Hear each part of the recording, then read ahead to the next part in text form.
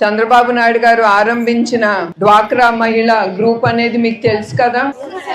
ఇక్కడ ఎంతమంది మెంబర్స్ అమ్మ దాంట్లో? అబ్బో చాలా మంది. మీకు అది ధైర్యం ఇస్తాందా లేదా? డబ్బులు చేతికి వస్తుందా లేదా?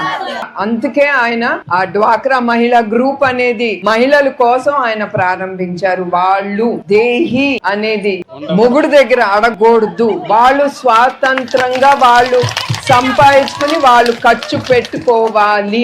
ఆ స్వాతంత్రం ధైర్యం ప్రతి మహిళల్లో వస్తుంది. ఎందుకంటే నేను కూడా ఒకప్పుడు మీలానే ఇంట్లో కూర్చునేదాన్ని, అట్లాంటిది ఇప్పుడు ఉద్యోగానికి వెళ్తున్నాను కనుక ఆ ధైర్యమే వేరు. అందుకే ఆయన డ్వాక్రా మహిళా గ్రూప్ గాని ఎల్లిప్ గాని ఉమ్మడి ఆంధ్రప్రదేశ్ అప్పుడు అది ఆయన ప్రారంభించారు. అది ఒట్టి మహిళల కోసం ఆయన ప్రారంభించారు. అట్లాంటి ఆ ఎల్లిప్ ద్వారా కోట్ల రూపాయలు కూడా మన మహిళలు సంపాదించుకుంటున్నారు.